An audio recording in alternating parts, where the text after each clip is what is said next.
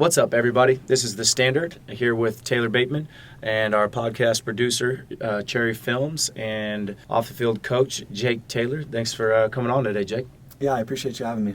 Of course. Episode 2, I wanted to bring you on because, you've been with me coaching now for over 4 years, almost 5 now, and you were actually with us, I think, before we ever even had a facility about 11 years ago, which is crazy. When you were with Timberline Baseball. Yeah, long time. I think it was one of the first teams you had, right? Yep, one of the first, out of the first 3 teams that we had, you guys went and won a state championship that year, right? Yeah. Yes, sir. Yeah, I think 2013. Yeah, 2013. So we didn't even have a facility yet. We were coming in to school with you guys, but we could tell real early on you were just one of the crazy hard workers, and then, just been fortunate to have you coming ever since. Yeah, no, I mean, we had a good group that year, especially like with some of the younger guys and the guys in my class. We were pretty fortunate with that squad, and yeah, no, it's been good. Really for us, off the field, we were lucky that we had a group like that. I mean, you guys were some units. I mean, some of the boys that you had on that team, it was like, man, you guys should have been playing football. We always joke with Timberline, you know what I mean? Most of your football-looking bodies are playing baseball, but that was a crazy good team that year. Yeah, we were pretty fortunate with it, so. Awesome. Well, today, man, I just kind of want to give, you're a pretty quiet person, quiet coach, but anybody that's ever been around you can tell really, really fast on how hard you work and how much you care about what you're doing. And so we're really going to kind of dive into that, and then, something you and I have been really trying to solve and get after and learn more about on the ACL side of things. So that's kind of what we're gonna roll through today. So Jake, you played at Timberline. You went to the Seattle University. Mm-hmm. I felt like your recruiting process was really unique, and I think it's really cool to share if we have any younger athletes listening to this, on maybe some people that are frustrated. So maybe walk me through on why you chose Seattle U and how you came to go there. My process was a little bit different, especially with some of the ones that we see now where kids are kind of recruiting or like starting their recruitment process their freshman or sophomore year. I mean, I really didn't have a lot of interest. I was coming off some injuries my freshman, sophomore year. So I really didn't have many opportunities to play until early senior year. Yeah, there wasn't really any interest. I didn't really have a lot of love from colleges. I was actually going to go to a small Division II school over in Nebraska. I played in a tournament over in Arizona Fall Classic in probably November, and went on a visit there and really liked it. I liked their coaching staff and seemed like it would be a pretty good fit. And I was probably actually a week out from actually committing with those guys. And then I ended up doing a camp over at Boise State. They used to do this old Idaho Cubs hitting camp, and Seattle U happened to be there and played pretty well. Went on a visit the next weekend, committed probably the day after I got home from the visit.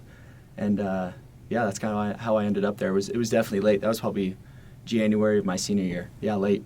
You before we kind of even go into what you majored in and everything like that, now I'm just thinking about it. Where did your passion for baseball come from? Because just to give a little frame of reference, Jake was the guy that you had late start in school, which means you didn't have your first period. So, and you would come in to our facility in Meridian. You came from East Boise, so it's about a 30-minute drive.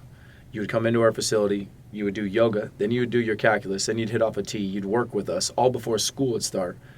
I mean, you got in 4 hours of working before most people ever even woke up. Mm-hmm. Your recruitment process, I didn't know. I mean, you were only going to go to a Division II school only. So I went to an AI school, which I loved, and I understand that. But you were obviously extremely bright. You probably could have went to a higher academic school than you could play baseball at, correct? Mm-hmm. Why baseball so much, and why did you love that? And you know what I mean? I loved that you did, but what was your passion? Where did that come from? Yeah, honestly, I don't really know. Ever since I can remember, I loved it. I mean, I have pictures of me hitting off a tee like the typical 2.5, 3-year-old. I mean, started t-ball when I was 4. Honestly, I'm not 100% sure where the passion came from. It definitely wasn't my parents. Neither my mom or my dad played sports, really.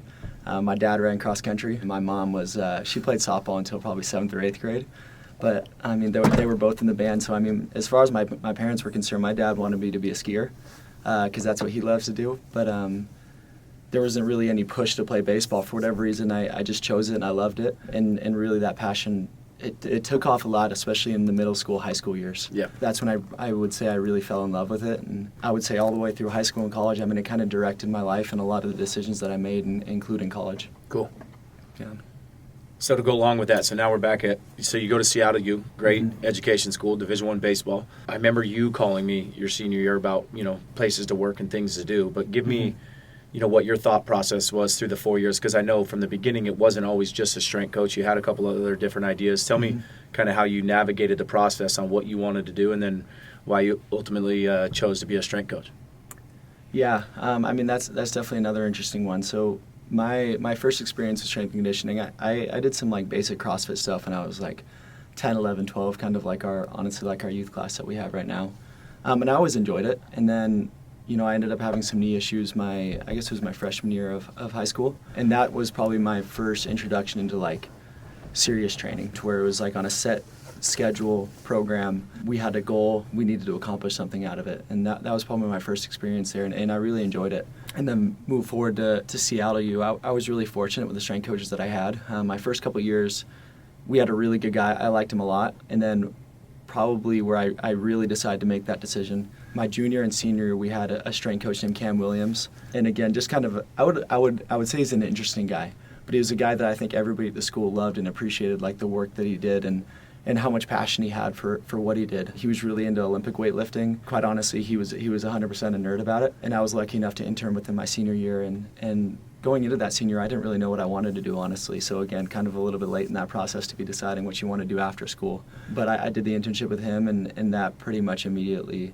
pushed me or nudged me into being a strength and conditioning coach. That's awesome. And you also kind of wanted to be a SEAL there for a little bit, right? Yeah, no, I mean, I had some interest in the military. Again, it's always kind of interesting looking back in retrospect in terms of like, how much I would have enjoyed it and how much I would have liked it. I mean, I think I made the right decision in terms of what I want to do. I think this fits a little bit more in line with what I appreciate and what I enjoy doing. I think what kind of enticed me along those lines was probably the work and the process of it. Yeah. Yeah.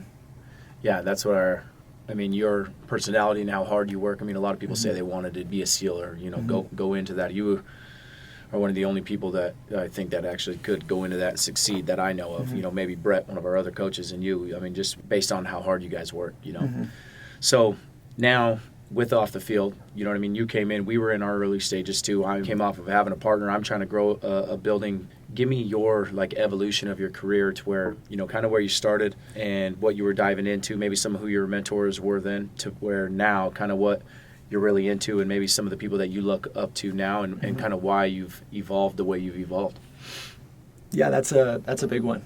We got all the time in the world. So yeah, that's a big one. Well, honestly, when I first started, I would say I didn't know anything. I went into it, and I think I had a general picture of what I wanted the things to look like, but at the same time, I've been involved in the collegiate setting, and the collegiate setting is pretty different in terms of what we do. It's a lot more, I don't know the right way to say it, but it's a lot more rules, guidelines, structure, hierarchy for what you have to work around. You know what I mean? It's like you have certain hour limits that you have to follow with the NCAA. So maybe it's 3 hours a week is dedicated to weight room. For us in baseball, it's 4 hours a week is dedicated to weight room. Whereas with us now, we have a little bit more freedom to play and kind of change some things and modify what we want to do. And so I think, I had a general idea and picture of what I wanted to do and how I kind of wanted to grow things, but at the same time, I didn't understand the dynamics of it yet. And so I think that took some time for me to kind of get rolling into it and honestly kind of see what the actual problems are and see what the needs are. And I would say there was probably a solid year of trying to kind of get an idea of what that is. Right. Yeah. Awesome. So now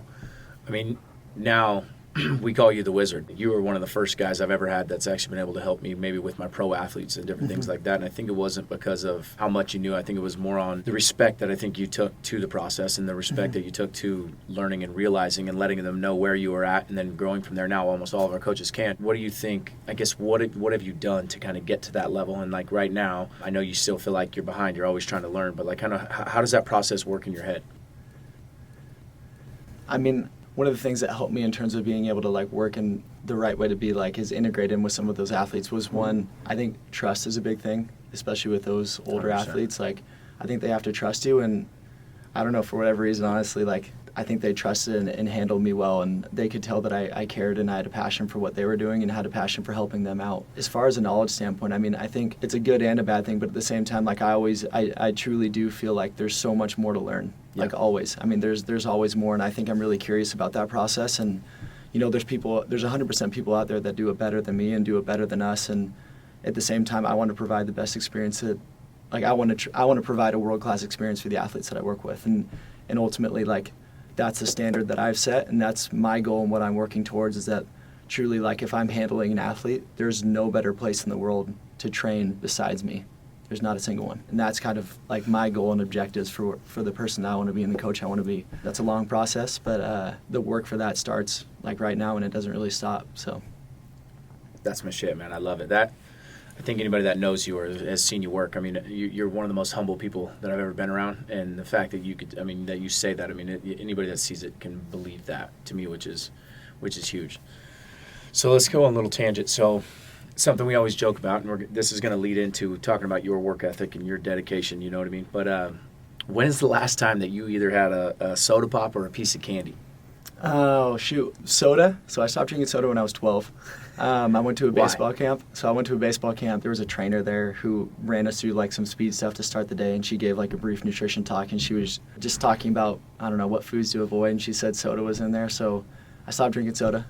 When was the last time you had some candy or something not? So like I held on to that one for a little bit longer. So that was in the middle of the rehab. So freshman, sophomore year, when I first started getting into training, it was kind of one of those things where it was like, I was training a lot. This is high school? Yeah, freshman, sophomore year. I was training a lot, and it was hard. You know, I figured, well, if I'm training this hard, I might as well eat good too. I mean, there's no point in eating candy and bad stuff. So I stopped eating that, and then I honestly haven't had any since. So yeah, I mean, at this point, it's just like a habit. Right. I don't really like miss the taste. Don't really feel the need to have it. So, yeah. And knowing your dad, you know, and you knowing your dad really well, like, I mean, this is not pushed on from him. No, my dad was pissed. Right? So yeah. Where did this come from with you?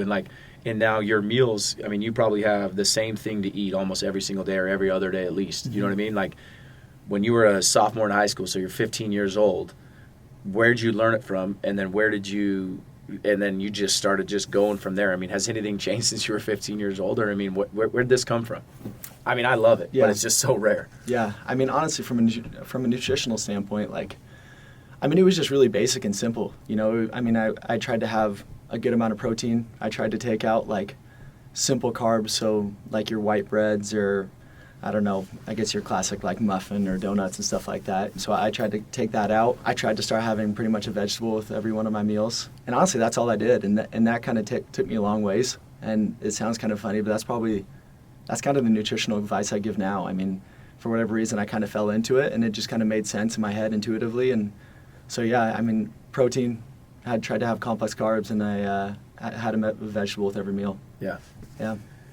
And even as funny as that story sounds, like, that's why I wanted you to come on here. Like, people always talk about discipline and like, oh, man, I'm trying to do this, and I'm doing so hard, and they have cheat days, or they sleep in, or they do these different things, and it's literally like, I've never seen you off of even keel. And I think a huge part of it comes to your diet. It comes to how you take care of your body. It comes to how you approach work and stuff like that, you know. And it's literally like, to me, it's changed the trajectory of my company. Like, you've taught me to be better. You know what I mean? Like, I thought I did things an efficient way, and you did them way better. And I feel like everybody that's around you sees it, and that discipline is on a completely another level. And I know that word gets thrown around these days and, like, is cliche, but how many people from when they were 12 to when they were 14 or 15 literally have not had to, even though every single day somebody in the gym is trying to get you to eat something shitty, you still stick to it. That's amazing. You know what I mean? So going into that discipline now carried into your work, first off, maybe give me a little rundown of, like, how you structure your week, because I'll see you in the mornings reading, or I'll see you doing things that I know you need to get done, plus you're still training 40 hours a week. Give me a little bit on how you structure your week and why you have these things, because I know everything that you do has a purpose, like why you know you have to read so much or write so much or do everything. Give me a little structure into that discipline and where you think that's kind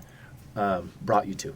Yeah, well, I feel like, to give kind of a complete answer for it, like, I should probably take a step back. And I mean, I know we poked a little bit of fun at it, but I truly was fortunate enough to, like, experience it and see it on a daily basis growing up. I mean, it truly is, like, embodied within, like, my family. I mean, you obviously kind of know my dad and his story, and he worked unbelievably hard from the time that I can remember until basically, like, when he retired a couple years ago, and that never changed ever. I mean, I don't think growing up, like, I remember many times where he would get home before, like, 6:30 or 7, especially in the later years at Micron. And I mean, that was truly ingrained. And I remember, like, especially that's what we valued. I mean, we valued, like, a work ethic and kind of a discipline. And that's what we were, like, emphasized. It was never result based. Again, my parents didn't really care about sports, but they cared about, like, the effort that we were putting in, whether it was school or sports or athletics.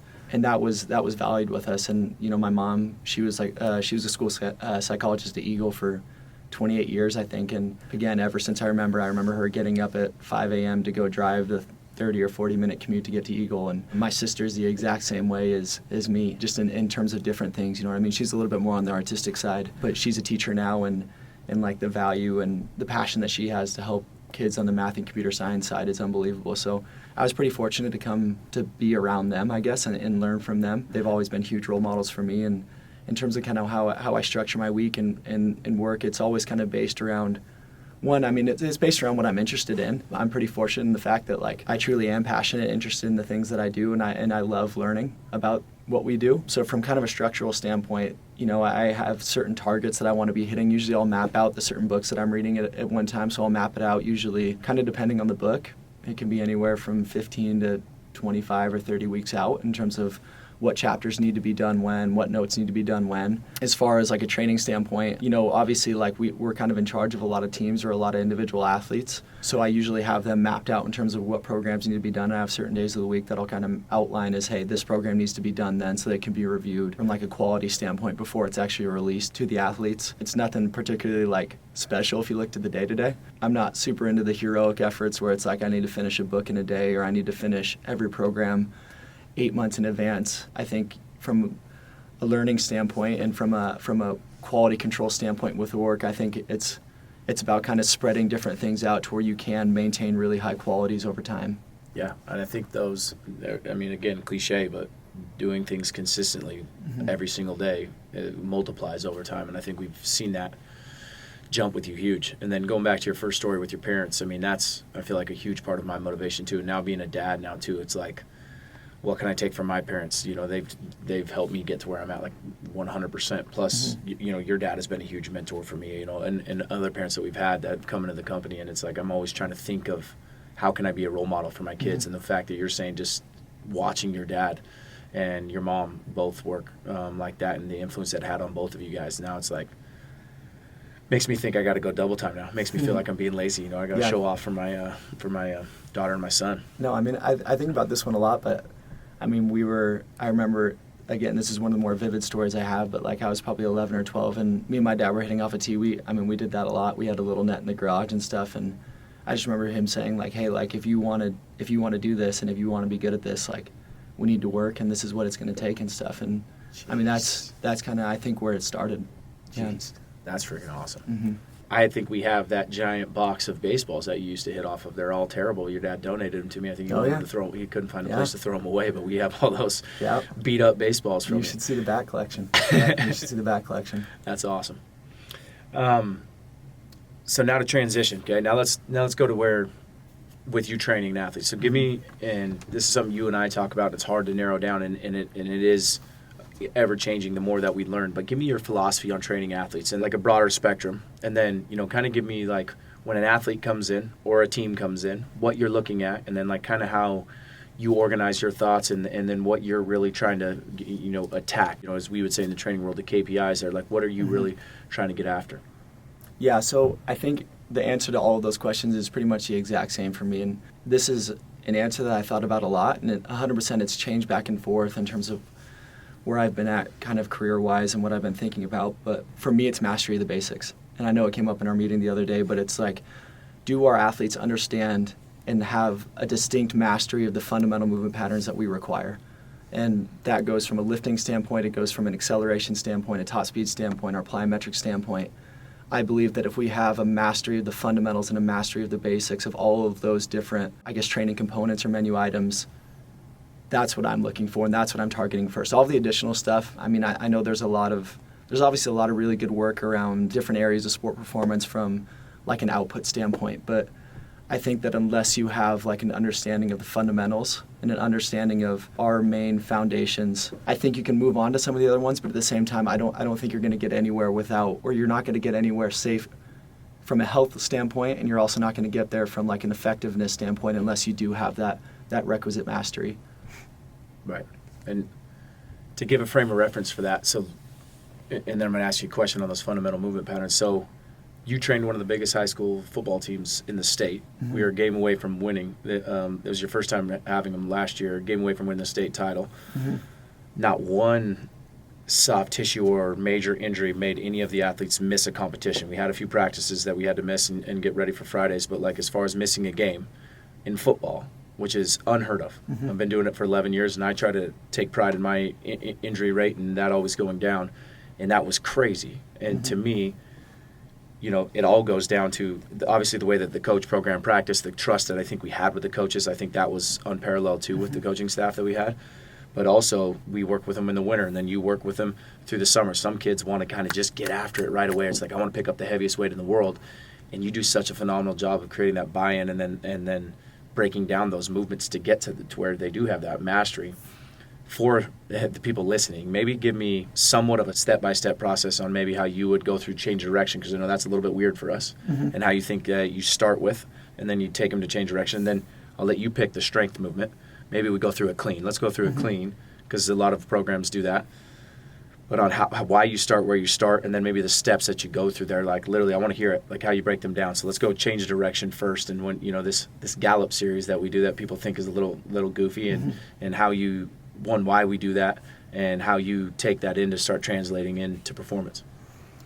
Yeah. So from a change of direction standpoint, I think it's always a challenging one, because I think each sport has unique change of direction patterns that are requisites for that sport.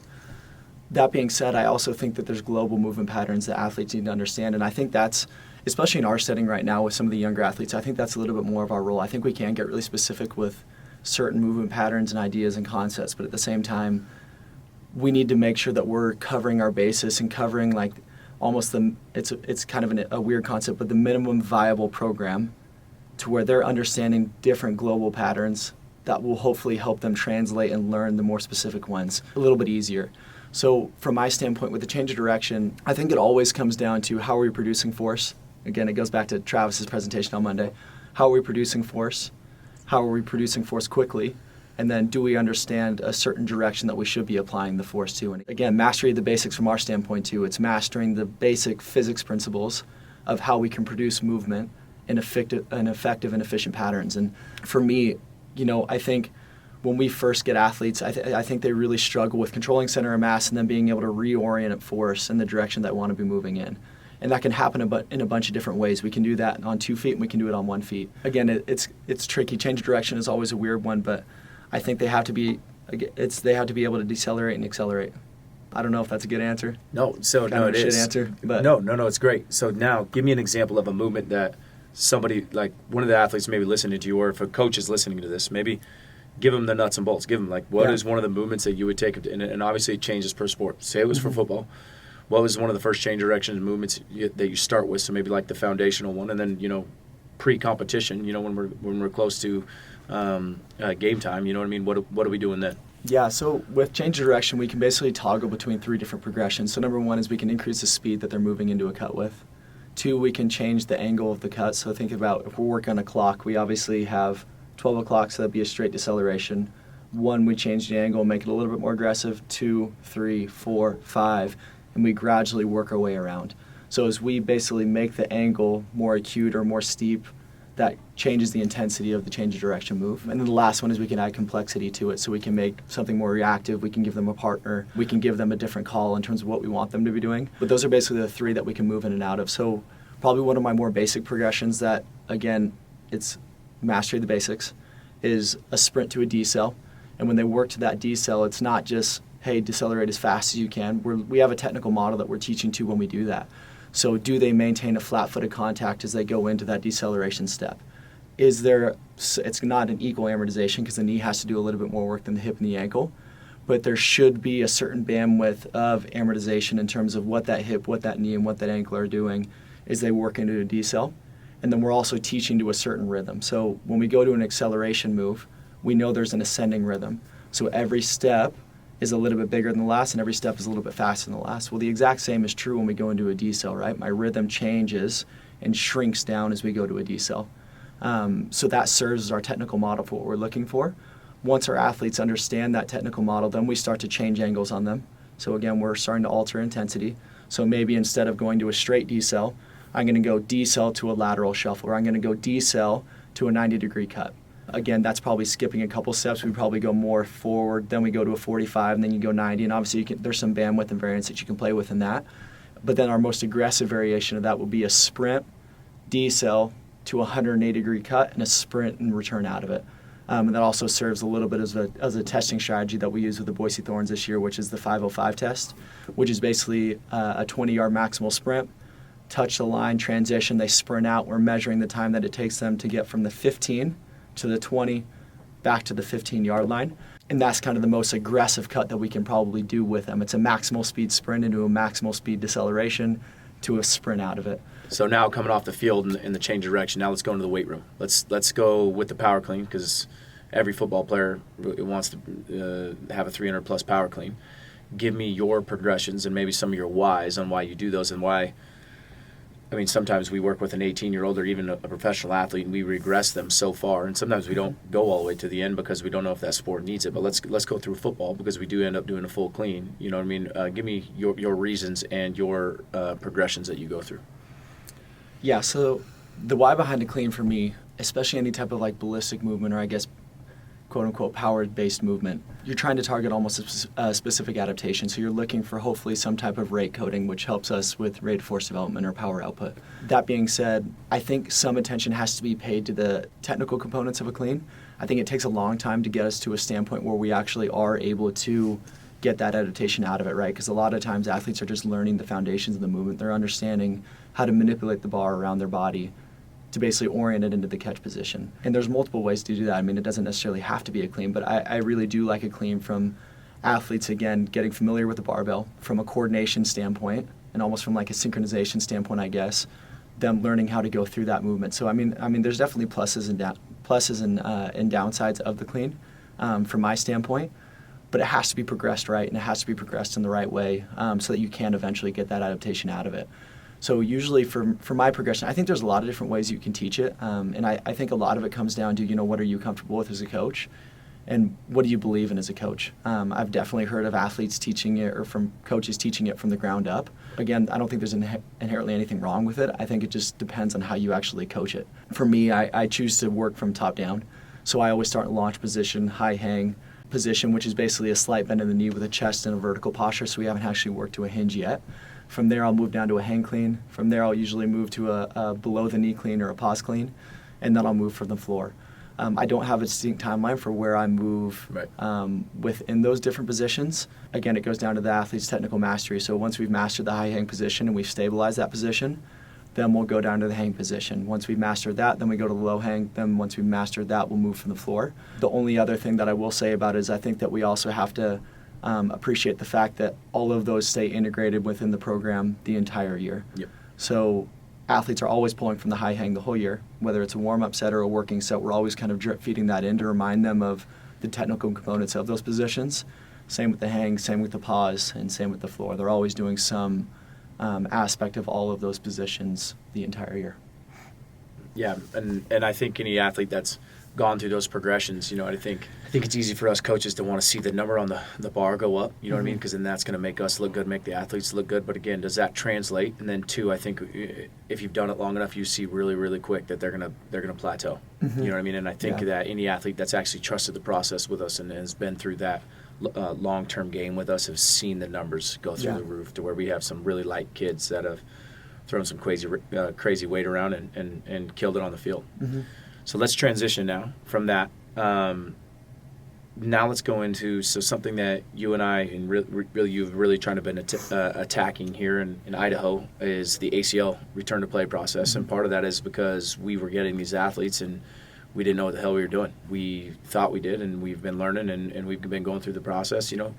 Give me a little bit of I want to know why the ACL tears. So give me the mechanism of injury. And then give me kind of why your passion's gone into this and what we want to achieve out of this. You know what I mean? Where do we want to end up? And I know we don't know that exactly, but what do you think? Yeah, so the mechanism of ACL injury can happen in a lot of different ways. So the one that we're going to kind of provide today is a little bit of probably a generalization. I mean, they can happen from a contact standpoint. They can happen on just like freak plays. Sometimes stuff just happens, but usually, at least what the research shows, is that the majority of the ACLs happen in a relatively extended knee position, a relatively valgus position or internal rotation of the femur, and there's usually some type of an external rotation of the tibia. An interesting component of that, after the ACL actually will rupture, there will be actually almost like a whiplash effect of the tibia that some people believe will almost finish the ACL tear. So there's almost a partial rupture in the initial mechanism, the tibia snaps over, and that will honestly finish the tear. So again, some type of extended position at the knee, internal rotation at the femur, and then external rotation of the tibia, and that's somewhat, or one of the likely mechanisms. The only other one that I would add to is usually there's some type of like horizontal movement to it as well. So athletes are moving side to side to a certain direction. Soccer players can think about anytime they're moving to like a pressing action, to where they almost go shuffle into a pressing action with the player and they stab into it. That's a pretty good descriptor of that mechanism. Again, there's a lot of different ways they can happen. There's a lot of complexity to it. That's probably definitely a simplification, but at the same time, at least from a research standpoint, that's what they've found. Yeah. I think my passion initially started, one is I went through it. That was the injury that I had when I was in high school, and I had some complications following that rehab. Looking back on it, I don't know if a lot of them were preventable, especially with the issues that I did have. Go into those issues. You almost lost your whole leg, right? I don't know if it was that bad. But I had an ACL rupture. It was again, if you want to talk about, so an ACL, one, we talked about the mechanism, but they also require, honestly, one, the right action or the right play. They require the right surface. They require the right freaking time of day, maybe some limited sleep. A lot of things play into it, which is why it's so hard to actually predict the injury. But we had to play, it was in practice probably the week before a state tournament my freshman year, and we were doing this base running drill with a live defense, and so our middle infield was turning a double play, and the second baseman fielded it, flipped it to the shortstop. The shortstop went really wide around the base, and I was a runner on first base at the time, so I was just going to peel off to the outfield, because especially in drills like that, you don't really get close to the base, you don't really get close enough to slide, so I was just going to peel off to the outfield. But the shortstop went so wide outside of the base that I was basically right in the line of throwing, so I put my right foot in the ground, and it basically just tore. Don't have a lot of recollection of kind of what happened after it. I got surgery probably a couple weeks later. I ended up developing a cyclops lesion. So basically what that means is it blocks extension. It's a scar tissue or an adhesion. And yeah, I lost extension probably around the 3 or 4 month mark of that, and never got it back. Played my sophomore spring, got a surgery to get the scar tissue removed. And then I ended up getting a staph infection, so I had a couple more procedures after that to try and basically flush the staph infection. I ended up being in a straight leg brace for probably another 2-ish months. So then they had to go in and basically break up the scar tissue so I could have flexion after that. And that was the last one I had, and haven't really had any problems since, but still don't really have full extension, still don't have full flexion of it, but yeah. Yeah, I remember that. That was, all the rumors are going around, oh, Jake Taylor's going to lose his leg. They're going to have to cut this thing off. I don't think you and I have talked too much about that before, so that's good to know you almost didn't lose it. So let's go into, without mentioning any names, but maybe some of the experiences that you've had early on with the ACL, and then to where that's kind of taken you now, and then like where we're trying to go moving forward. I think I'll address that one in the ways that I believe it should be done. Yep. One, again, we went back to it, and again, this is why I'm pretty, I'm not steadfast and hardline on it, but my coaching philosophy is a mastery of the basics. And a mastery of the basics applies to basically everything. When we think about rehabilitation, it works the exact same. What's our criteria for moving on, and do the athletes actually have mastery of the components that they need to move on? I think my challenge in the past with some rehabs is that, everyone knows the timeline of a rehab at this point, or specifically of an ACL rehab. It's such a common injury. You start running at 3 months, you start changing direction at 5 or 6 months, and you return to sport at 8 to 9 months. And everybody knows that criteria. Every athlete knows that criteria when they first come in. Or the challenge with that belief system is that everyone's a little bit different in terms of how they progress through that rehab. Not everyone's the same. Some people take a little bit longer, some people move a little bit faster. So we have to have a set criteria for how we're measuring athletes as they move through that process, so that we can have a greater likelihood of success in that next step of the rehab. Again, it's not going to guarantee anything. Nothing guarantees anything in a rehab. It's one of the challenging aspects to it. And I think people take for granted an ACL reconstruction. It's not a simple surgery. Yeah, a lot of people have it, but that doesn't mean it's simple and it's easy to come back from. It's freaking hard on our athletes. Using some type of a criteria, I think, gives us a greater opportunity for success in terms of when should this progression be done to move on to this next step. One, it's hard to do, so I think a lot of the times it's kind of skipped over in the sense of it's challenging from an athlete standpoint, because a lot of the times it'll actually slow that rehab down. Sometimes you have a freak one where it'll speed it up a little bit, but a lot of times it slows that rehab down for the athlete. I think it's a little bit harder on the coach or practitioner from the sense that maybe, again, they're not making those progressions as fast as the athlete would like, because they're used to some preconceived notion. But at the same time, I think it's worth it because I believe that it will give us a better opportunity for success when the athlete ultimately returns to the field. It's definitely not the easy way to go about it, but I believe that's the way it should be done. 100%. I think the buy-in, and the trust with that athlete now, when you can lay it out like what you just said too, I think helps with the chance of success. I mean, it increases that factor so much. We've both dealt with our ACLs where we've had to where the return to play where it's been easy and times where it's been extremely, extremely hard. And there's so many factors that go into it. I mean, the mental side of it, like with our NFL athlete, you know what I mean? Part of it is he's one of my best friends, and two, he was 34 years old, and it was like his 7th surgery, and his 2nd ACL on that knee, you know what I mean? But that process, I feel like I failed in laying out to him what the long-term process was like, and I feel like I really let him down in that category, you know what I mean? And there's a lot of things that we learned through it, and he's in a good spot now. I'm super excited to see what we can do moving forward with this, and I think it's been huge with the relationships we've been gaining with some surgeons here in the Valley and with some therapists here in the Valley, so Man, the ACL, it's like you said, it's a terrible thing to go through. And it's like one of those things to where I think you hit on it to where it's so common now to where it's like one of those writings on the wall to where after a while you just don't even notice it. Like, oh, they got an ACL tear. But for that individual that's going through that, it's rough. Yeah. It's brutal. I mean, that goes with any injury where you have to have surgery. You know what I mean? We're just, the ACL is what we see the most, but it's so hard upstairs. It's so hard mentally. It's amazing to see what you've done with your athletes in this short amount of time, you know? Yeah. I mean, it's a hard rehab from a lot of standpoints. I think one of the trickiest dynamics of it is usually when we see kind of like lulls or gaps in athletes is obviously first month post-op is pretty hard on them. Second and third month, they start to progress pretty well and they feel pretty solid there, and, they're happy because they're making progressions, right? And they're working to that return to run. Months 4, 5, and 6, it's not easy months for them. Not easy. Usually at that point, even if you are testing, I mean, they call it a quad stall, but basically the knee joint doesn't want to actually accept more load. So the quad growth and quad strength development is usually kind of delayed during that phase of rehab.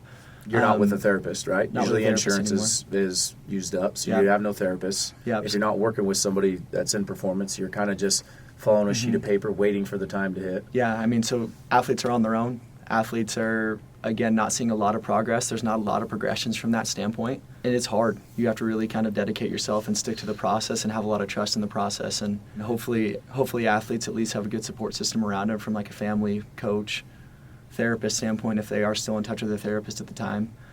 Sport coaches as well. But honestly, even with a lot of the older ones with that support system, it's a lonely time to be going through that, and it's not easy on them.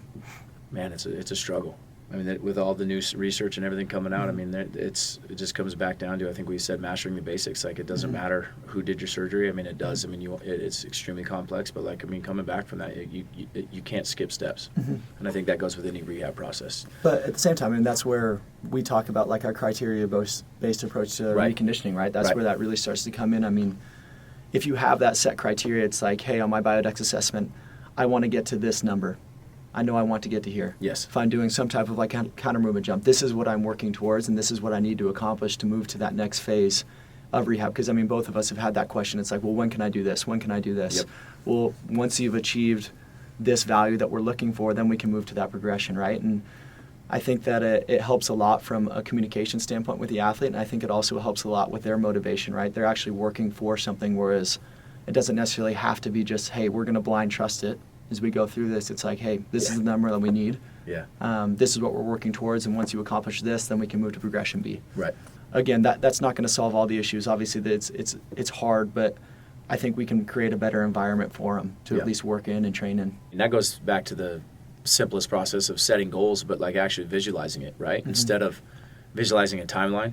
I think what you've helped us create, and obviously we've stole from Matt Jordan and Dan Paff and those guys, but where there's an actual visualized goal. Like, I have to get to here. I have to get to here. So now you actually have real outcomes instead of like at 6 months, I hope I'm at this spot, to where now we know we have to get within X percent of asymmetry within the quad, right? Yeah. Where we have to be able to change directions in this manner, you know what I mean? Or if we are lucky enough to have the forced X, we have to be able to show this on the jump curve, right? So it's a game changer. It's like any goal. Instead of just saying, hey, I want to get better. And it's hard because you could go anywhere. But having that criteria based on those real goals that you can visualize, I think it helps with that mental side. Like I said, I feel like I failed to do with Matt in the NFL.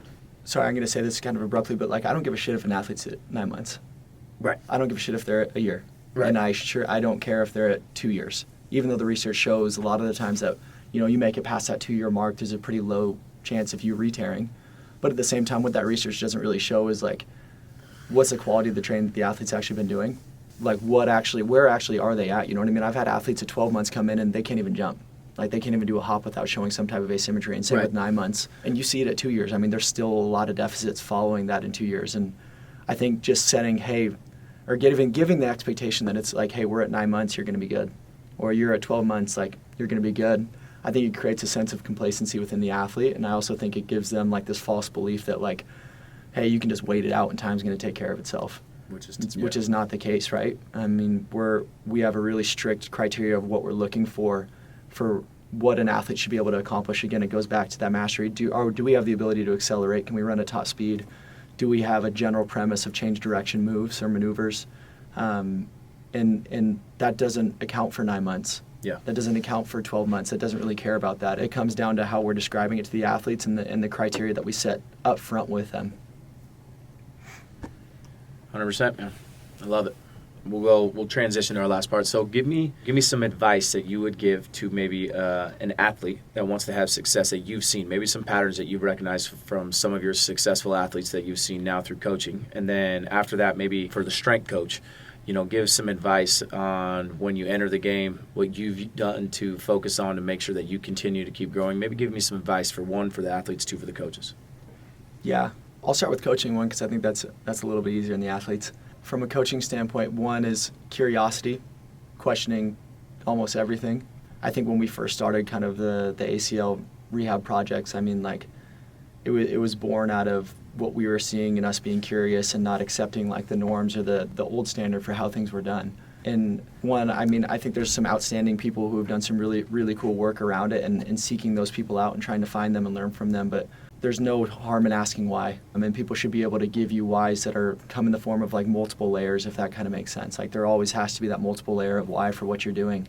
And so I think that's a big one. I think, again, mastering the basics and the fundamentals of coaching, whether it's how you communicate with an athlete, how you cue athletes, can you describe or create technical models for everything within your training program, whether that's a squat, clean, change of direction maneuver, sprint, everything should have a technical model behind it. And your goal is to essentially help your athlete fit somewhere within that technical model. Not be perfect, that's never going to happen, but at the same time, they should be at least nudged towards that technical model. And then I think the third one, again, what we talked about with some of the professional athletes comes down to trust. I mean, be passionate, be open with the athlete, enjoy being with them. I think those are ones that kind of get swept under the rug sometimes in terms of like, hey, we need to make sure that we're really good technically, but also, I mean, just be passionate and love what you're doing, have empathy for the athlete and what they're going through, whether they're rehab or not. I think those are big ones. As far as an athlete standpoint, this is a tricky one. I think understanding your why and understanding your passion for the sport that you play or whatever it is. I mean, it doesn't necessarily have to be a passion for the sport that you play. It could be something that you're interested in school or whatever the case may be. I think a lot of the times, a lot of athletes struggle with that. Like they really genuinely do. I think our whys and why we go about our work is sometimes conflicting with, I want to play here because we're a big name and right. We get cool stuff and we have a cool weight room and we have awesome facilities and I have a little bit of name clout with it, but it's way easier said than done because I think every high school kid chases it to a certain extent. Everybody wants to be that kid going to the big time university, but at the end of the day, it comes down to, man, I loved playing baseball. Like I genuinely loved it, and even though I was in high school, and again, I was chasing that too at the same time. Like it comes down to, like, do you love the sport and appreciate it, right? Because once you're actually there, I mean, the weight room's cool for about a week. The T-shirts are cool for about a week. The cool facilities are cool for about a week. Nobody cares about where you went, honestly, after a week.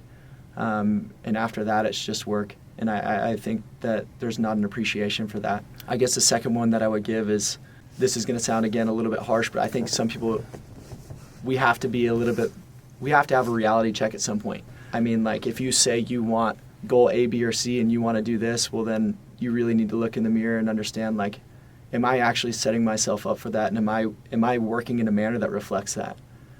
We have a really cool opportunity to work with a lot of different athletes, and that gives us a lot of different experiences in terms of observing and just watching, you know what I mean? And if we pay attention, you can again, some people are so talented it doesn't matter, but at the same time, we also can kind of look at the athletes, and it really does reflect that. I think a lot of kids show up, or a lot of people show up, and they're like, hey, man, I want to play at Boise State University. And then I watch them work for 5 minutes, and it's like, man, no, you don't. Like, that's a joke. That's not real. And, you know, I'm not going to tell a kid that. I might try and help him be a little bit more aware of that. But I think there's some type of like a false pretense that they just deserve that, or they can just have that. Like, that's not just given to people. The athletes that I've had that have accomplished that, I mean, I am going to shout them out actually just a little bit, like Ben Ford, like Matt and Gannon and those boys. I mean, like, if you had the opportunity to watch them work, there's zero questions about whether or not they've earned what they've gotten. Zero questions about it. Right. Those guys are unbelievable. And still to this day, like, watching them work, I mean, one, it makes me 100% better as a coach, right? Because I have to raise my standard to meet what they expect and where they're at. Right. That work and what they do is incredible. Like, there's not a lot of that going around, and it truly is the special athletes for when that does happen. And so I guess just a reality check, and is the work that you're doing reflective of your goals? Yeah. So what does that look like? Like, what does that look like on a day-to-day basis? What does actually putting in the work look like? So for those boys, we'll go through their summer training because all three of those work together. So that's an easy one to actually go through. So for those three, when they come home for summer, so usually Matt, actually all three of them roll in probably a half hour to a 9 a.m. session. It doesn't really matter if it's 6 a.m., 7 a.m., 8 a.m., or 9 a.m. They're usually a half hour early. They do whatever general mobility work they need. Usually it's always prescribed from, I mean, we have certain, like, we call them LDO, but basically it's just a targeted stretching routine that they have to go through and cover each day. That's usually anywhere from a half hour to 45 minutes. In total, if it's done right, half hour to 45 minutes. Usually we'll spend about the next 30 to 40 minutes going through some type of a dynamic warm-up. The next probably 30 to 45 minutes going through their acceleration, top speed, or change direction session. And then it's probably at least another hour on top of it of their lifting session. And that's every single day. Yep. They have expectations for how they should be eating. They all eat very, very good. They have expectations for what they should be doing in terms of their social life. None of those three party on a regular basis. None of those three stay up crazy late or live a crazy social life. Their goal and their mission is training, and they know the expectation that they need to be meeting to be able to do that. And that goes whether they're with me in the summer. That never changes in terms of when they're in college. If you look at Matt, he's organizing Zoom calls with his Harvard football team. He runs the show for their defense. And there's zero questions about that. He's organizing Zoom calls almost usually one to two times a week throughout the entire year, covering film with them. Usually he'll go home. Yeah, this is at Harvard, and this is in the summer too. Usually when he's home for the summer, he'll usually go home and watch film pretty much every day. Gannon is always shooting at night, a couple of his friends that are in town. So he'll usually take a little bit of the midday off, and then he'll go shoot with some of his friends when he's back home. And he's where now? He's at Ohio State playing lacrosse.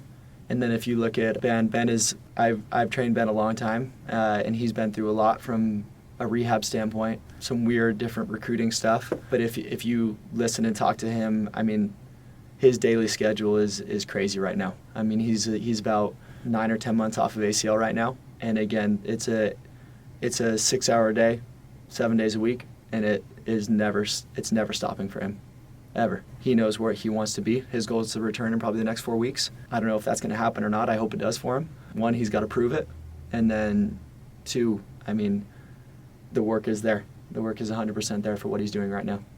No questions asked. Love it, man. Like I said, a lot of heavy hitters in this one today, man. Jake, thanks for everything, man. You've made a huge impact on me, on our company, on Offthefield, on all the coaches. I mean, literally, we can say probably 1,000 kids that you've made a huge impact on through the last 4.5 years, and I know you're still just getting started. So, appreciate it, man. Thanks for coming on today, and I'm excited to see where we go. Yeah, thanks for everything, and yeah, it was fun. Always enjoy talking about training, and especially some of the athlete side too. It's cool to reflect on some of that. So. Yes, sir.